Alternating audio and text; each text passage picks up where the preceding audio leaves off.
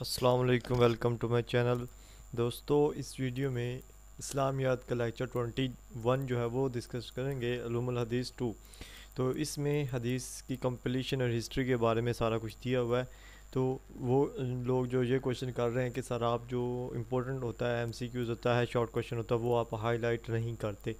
तो मैं हाईलाइट भी करता हूँ, साथ बताता भी हूँ। आप पिछली वीडियोस में जाकर देख सकते हैं, आपको हर एक चीज़ का पता चल जाएगा अगर आप उसे कंप्लीट देखते हैं। तो अगर आप उसे थोड़ा सा देखते हैं और छोड़ देते हैं तो फिर आपको क्या पता चलेगा उसके बारे में। और जो दूसरा एक और क्वेश्चन था कि शॉर्ट किया करें लेक्चर को, और तो इस वीडियो में इंशाल्लाह अपनी पूरी कोशिश करूँगा कि इस वीडियो को बिल्कुल शॉर्ट करूँ। तो वीडियो का अंत तक ज़रूर देखिएगा। लेक्चर स्टार्ट करते हैं।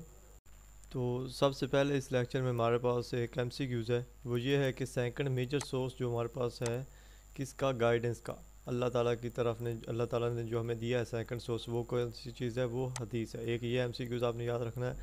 उसके बाद आप सल्लल्लाहु अलैहि वसल्लम ने दो चीज़ें हमारे दरमियान छोड़ गए थे, एक कुरान था और एक सुन्नत थी। और जो हदीस है उसमें वो सारा कुछ कंपाइल किया हुआ है। तो यहाँ पर हदीस को डिवाइड किया हुआ है चार इरा में, यानी इसके चार इरा में, यानी चार इसकी जो तारीखें हैं जिनमें इनको कंपाइल किया गया, वो सारा इसमें बयान किया हुआ। तो इस पैराग्राफ में आपने ये एमसीक्यूज़ है, ये एक और एमसीक्यूज़, दो हो गया, ठीक है। उसके बाद हम बात करेंगे the era of the profit सल्लल्लाहु अलैहि वसल्लम, यानी हज़रत मोहम्मद सल्लल्लाहु अलैहि वसल्लम की ज़िंदगी में जो इरा था हदीस का, वो कैसे था। तो हज़रत मोहम्मद सल्लल्लाहु अलैहि वसल्लम ने अल्लाह के जो हुक्म थे वो हमें किस चीज़ के ज़रिए सिखाए, अपनी सुन्नत के ज़रिए, यानी ख़ुद अमल किया, खुद अमल करके हमें सिखाया, ठीक है। ये चीज़ आपने याद रखनी, पहली लाइन। उसके बाद हमारे पास ये है कि हज़रत मोहम्मद सल्लल्लाहु अलैहि वसल्लम ने अपने कंपेनियन को एक ख्वाहिश पैदा की, उन्हें याद करने की, उन्हें टीचिंग यानी पढ़ने की। उसके बाद आप सल्लल्लाहु अलैहि वसल्लम अपने अल्फाज से दोहराते थे ताकि उनको भी याद रहें, दूसरे जो आप सल्लल्लाहु अलैहि वसल्लम के कंपेनियन थे, ठीक है। और बाद का उनसे पूछते भी थे कि क्या आपने याद किया है या नहीं। और सेवरल ओकेजन पर आप सल्लल्लाहु अलैहि वसल्लम उनको हदीस लिखने की जो ऑर्डर करते थे, ठीक है। यहाँ पर कुछ एग्जांपल दी हुई है। सबसे पहले एग्जांपल हम देखते हैं, इसमें अब्दुल्ला बिन अमर रज़ी अल्लाह अन्हा है। इनसे रवायत है कि वो कहते थे कि वो आप सल्लल्लाहु अलैहि वसल्लम के हर लफ्ज़ को सुनते थे और उसे लिख देते थे, ठीक है। और कोशिश करते थे कि उनको याद रहे। कुरैश वाले जो लोग थे उन्होंने कहा कि क्या तुम हर चीज़ राइट करते हो जो तुम सुनते हो, क्योंकि आप सल्लल्लाहु अलैहि वसल्लम तो एक इंसान है, तो वो हो सकता है वो गुस्से में बोले या प्लेयर में आराम से बोले। तो इस वक्त जो हज़रत अब्दुल्ला बिन अमर थे उन्होंने क्या किया, उन्होंने लिखना छोड़ दिया और आप सल्लल्लाहु अलैहि वसल्लम के पास गए और आप सल्लल्लाहु अलैहि वसल्लम से ये जो वाक़या था सारा बयान किया। तो उन्होंने अपने जो फिंगर थी अपने माउथ की तरफ की और कहा कि right by him in who hand my soul lies, यानी अपने, यानी उसके ज़रिए लिखो जिसके हाथ में मेरी रूह है, जान, यानी अल्लाह ताला का जिक्र किया। एंड ओनली राइट हक कम्स फ्रॉम इट, यानी कहा कि सिर्फ हक बात लिखो, ठीक है। हज़रत अबू हुरैरा रज़ी अल्लाह अन्हु जो थे, ये दूसरी रिवायत है।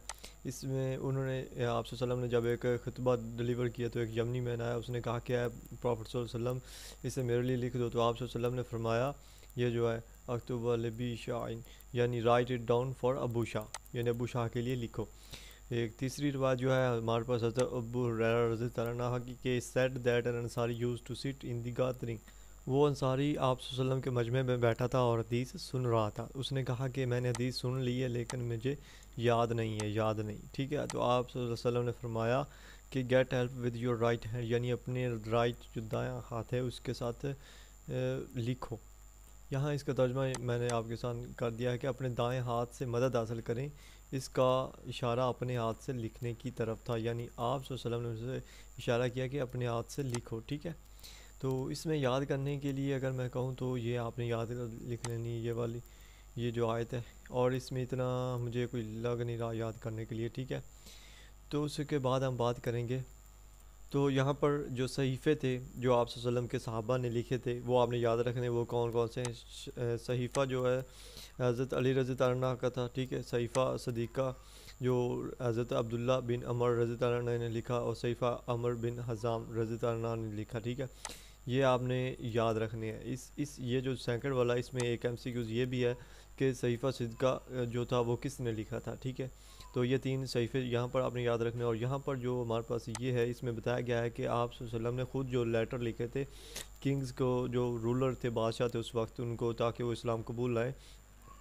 तो डॉक्टर हामिदुल्लाह की रिसर्च के मुताबिक जो 250 लेटर्स जो थे आप वसल्लम ने लिखे थे, और उस वक्त उन लोगों को लिखे थे, बादशाह रूलर्स जितने भी थे, ठीक है। तो यहाँ पर 2 MCQs हैं, एक डॉक्टर हामिदुल्लाह की रिसर्च है और ये कितने हैं, 250 हैं, ठीक है। तो उसके बाद ये आप वसल्लम का दौर था जिसमें हदीस की कंप्लीशन हुई, ठीक है।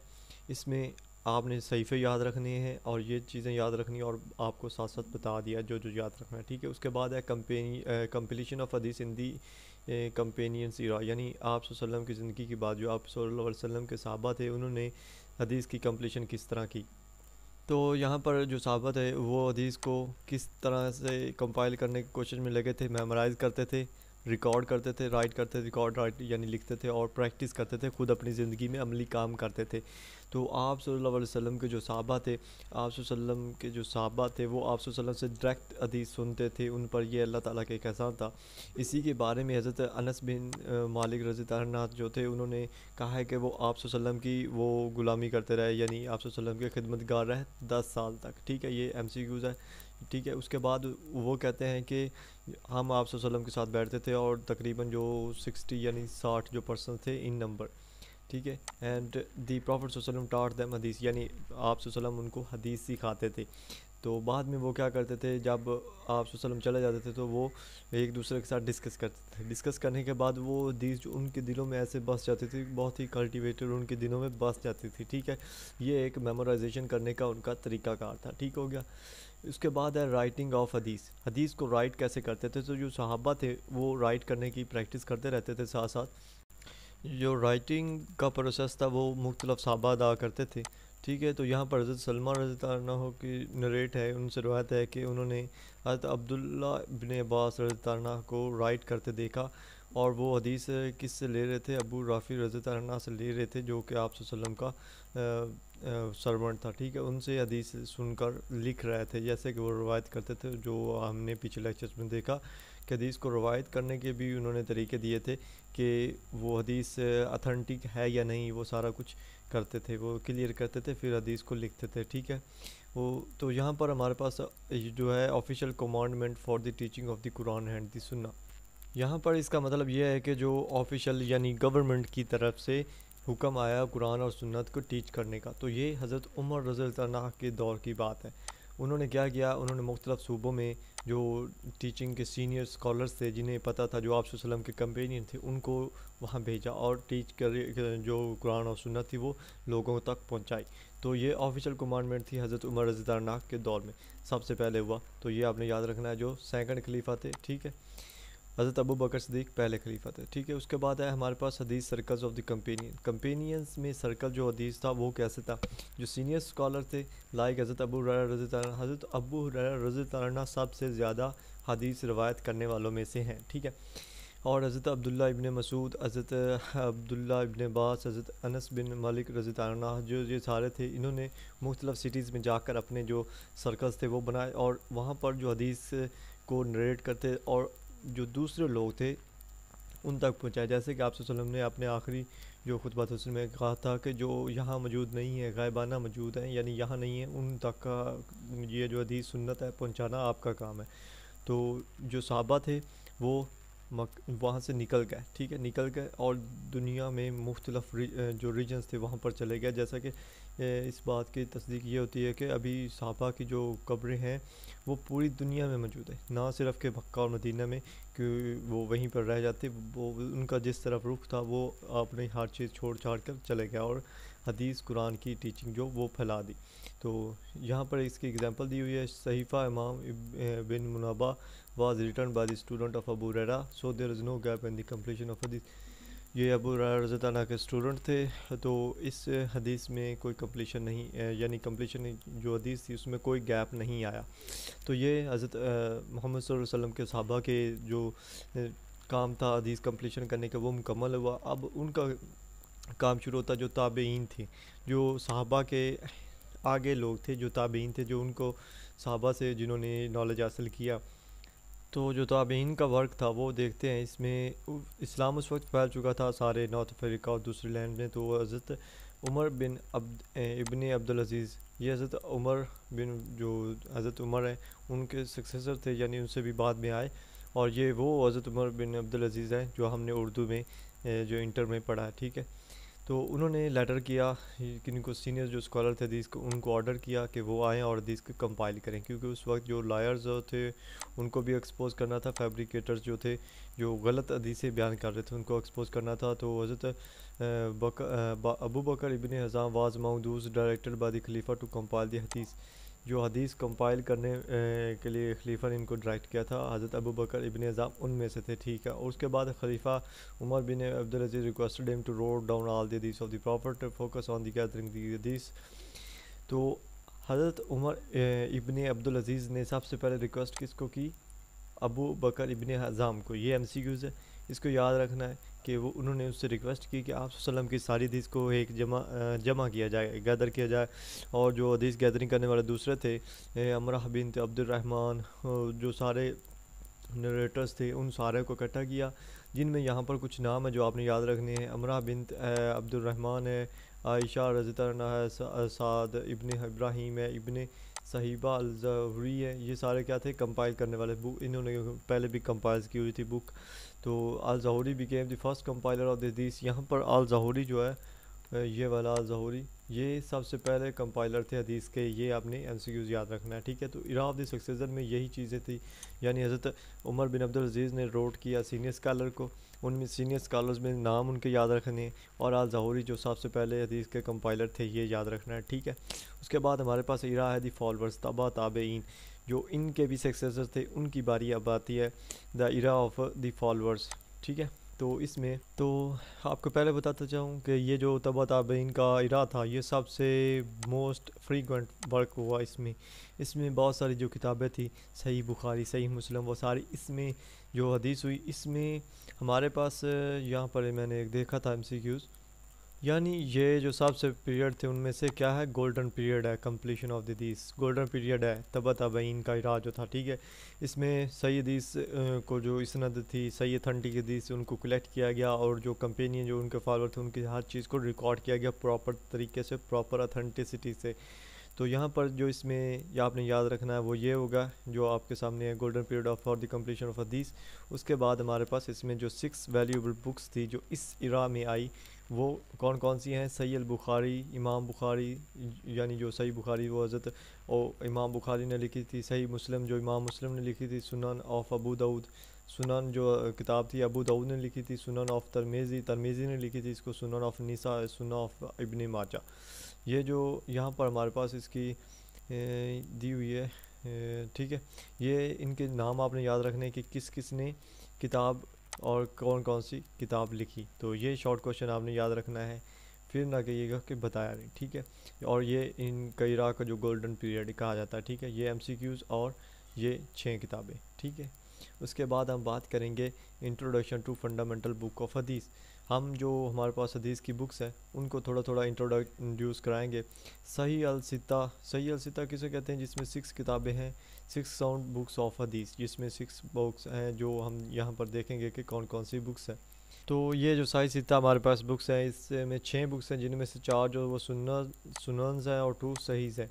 तो यहाँ पर हमारे पास जो किताब अल सित्ता है, 6 बुक इसको कहते हैं किताब अल सित्ता, अल किताब अल सित्ता या सही अल सित्ता, ठीक है। जो भी कह लें, दोनों का मतलब जो है वो ठीक है। ये इस सही अल सित्ता का मतलब होता था साउंड 6, और अल किताब अल सित्ता का मतलब होता था 6 बुक्स। तो सबसे पहले जो हमारे पास बुक्स है सही ऑफ अल बुखारी, यानी हज़रत जो बुखारी थे, इमाम बुखारी थे, उनकी जो रिटर्न है। इसमें सबसे पहले ऑथर जो इमाम बुखारी, उनके बारे में थोड़ा सा पढ़ेंगे। इमाम बुखारी फुल नेम इनका क्या था? अबू अब्दुल्ला मोहम्मद इब्न इस्माइल बुखारी, ठीक है। और ये बुखारा में पैदा हुए 194 हिजरी में, ठीक है। इमाम Bukhari studied under number of famous scholars of हदीस। इनके जो उस्ताद थे उनमें मालिक इब्न अनस, हज़रत अहमद इब्न ज़ायद और इब्न अल मुबारक थे, ठीक है। और अपनी जो सबसे पहले लाइफ की जो तालीम थी वो अपनी माँ से हासिल की, माँ से हासिल अपने नेटिव सिटी में। और उसके बाद यानी बुखारा में। उसके बाद यंग एज यानी 11 ईयर्स के थे तो अपनी जो एलिमेंट्री स्टडी थी वो ख़त्म कर ली थी। उसके बाद इन द स्टडी ऑफ हदीस हदीस की स्टडी में इंटरेस्टेड हुए, उसमें आए और 6 साल में जो थे अब जो हदीस के बारे में थी ट्रेडिशनिस्ट थी वहाँ बुखारा की बुक्स उन मास्टर हो गए थे 6 साल में। तो जो किताबों में मौजूद था वो सारा इन्होंने याद कर लिया था हदीस के बारे में, स्कॉलर्स के बारे में, उनकी बायोग्राफीज़ में उनकी जो डेट ऑफ बर्थ थी, जो डेथ थी, वो सारी लिखी। उसके बाद मक्का की तरफ हिजरत ट्रैवल किया, सफ़र किया अपनी माँ और अपने भाई के साथ, हज परफॉर्म की। उसके बाद आली सिटी में जितने भी हदीस के बारे में जितने भी उनको जो भी इंफॉर्मेशन मिली वो दी और जो अपने पास थी वो भी शेयर की। तो यहाँ पर जो MCQs है वो ये है कि he stayed at Basra for 4 और 5 ईयर्स, एक ये। उसके बाद अल हिजाज़ में 6 साल। उसके बाद ट्रैवल की इजिप्ट में 2 बार और कोफा और बगदाद में बहुत सारा टाइम। तो ये जो मैंने हाईलाइट किया है ये इसमें MCQs हैं जो आपने याद रखने हैं आथर के बारे में। उसके बाद इस बुक के बारे में हम थोड़ा सा देखेंगे। तो इस बुक को लिखने में जो अल बुखारी थे उन्होंने अपनी ज़िंदगी का जो क्वार्टर हिस्सा था यानी जो चौथा हिस्सा था वो लगा दिया। और जो मुस्लिम क्योंकि इसको अथॉरिटी देते हैं कुरान के बाद, ठीक है। तो यहाँ जो बुखारी थे उनको आइडिया किससे मिला था, इसहाक बिन रवाया से मिला थे, क्योंकि इन्होंने ट्रेडिशन जो रवायात थी अपने कंट्री की बुखारा की वो राइट की थी, एक बुक बताई थी। तो जब रवाया ने उनको कहा कि ये जो यहाँ पर जैनवन बुक है यानी ये जो तुमने कलेक्ट किए हैं ये जैनवन ट्रेडिशंस हैं, तो उनको ये एक इमेजिनेशन मिला, इससे एक इंस्पायरेशन मिली और वो फिर इस काम में डट गया। उन्होंने यहाँ पर 9082 जो आउट ऑफ सम यानी 6 लाख जो थी नरेशन में से सिर्फ 9082 जो थी वो सिलेक्ट की, ठीक है, क्योंकि उनकी जो अथेंटिसिटी थी उनको कर की। उसके बाद 4000 जो थी हदीस उनको एक्चुअल नंबर में लिख दिया। उसके बाद ये ज़्यादातर जो थी वो कुरान से ली और कुछ जो ट्रेडिशन themselves थी उस केसेस में उनसे ली, ठीक है।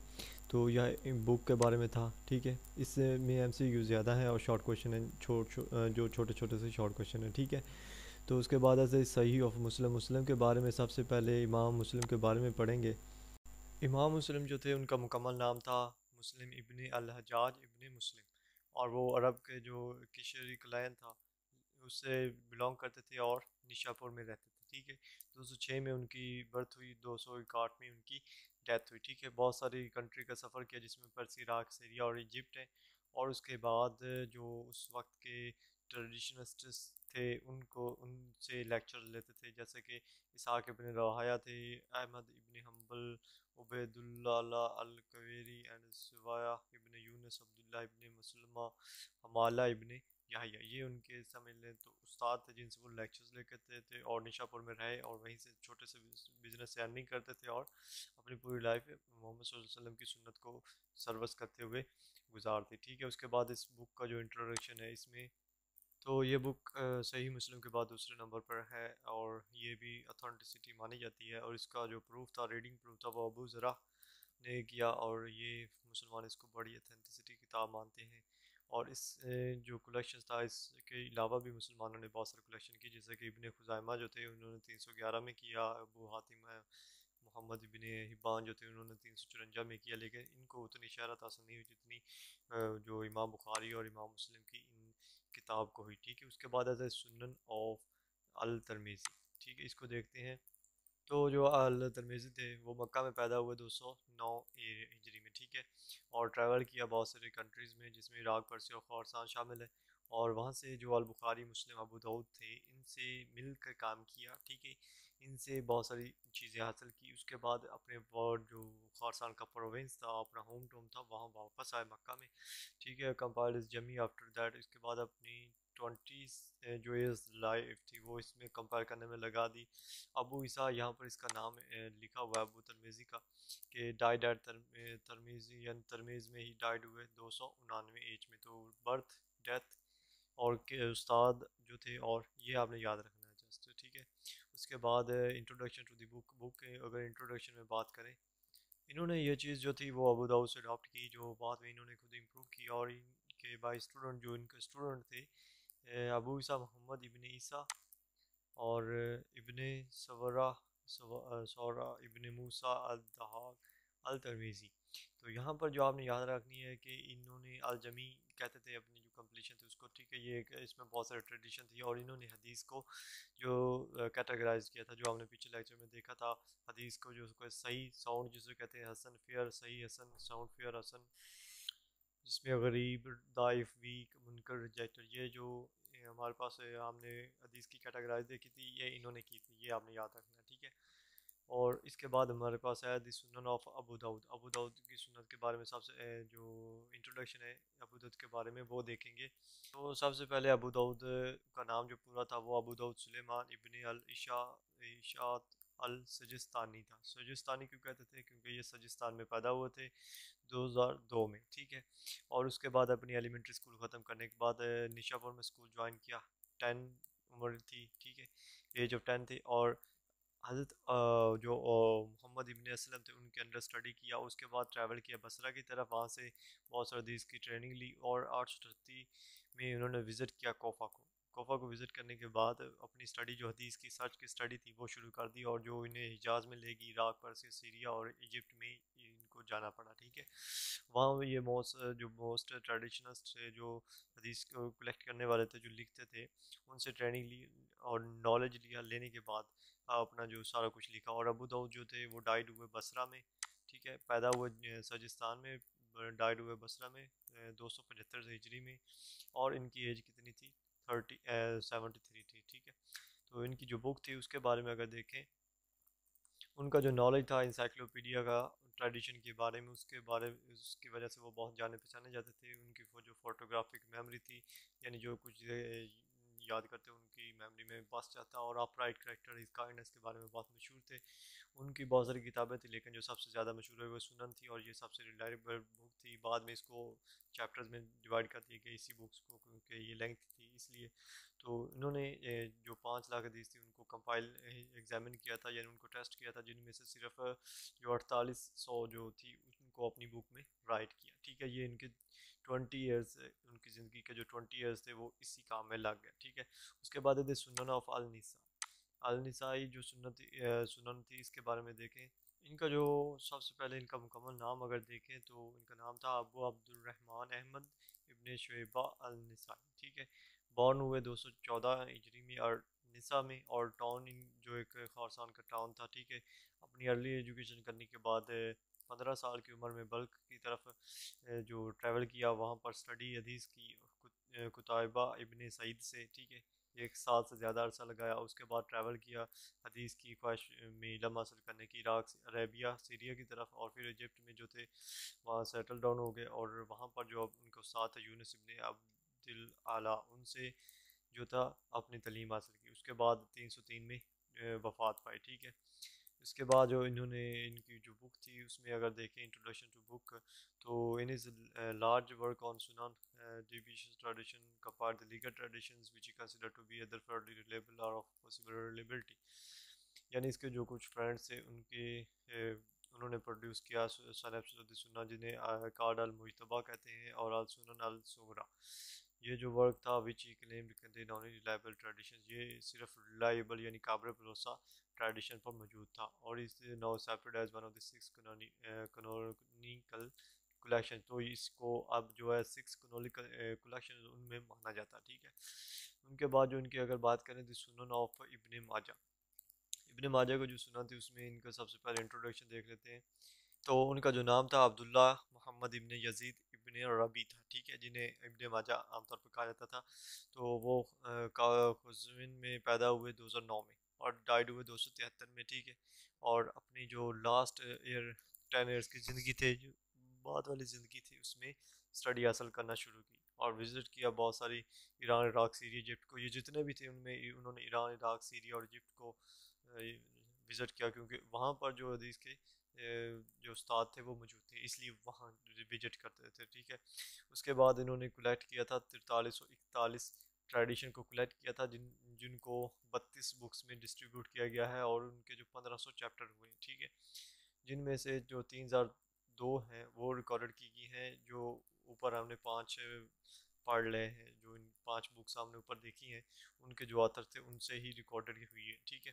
जो बाकी हैं 1339 वो इन्होंने खुद अलोन जो थी इन्होंने रिकॉर्ड की हैं, जिनमें से 428 जो है वो सही है, यानी जो हदीस की कैटेगराइज थी 6 उनमें से यहाँ पर उनको कैटेगराइज किया 428 जो सही है। उसके बाद एक जो 99 है वो हसन थी, और 613 जो थी वो दाइफ थी, और 99 जो थी वो मुनकर थी।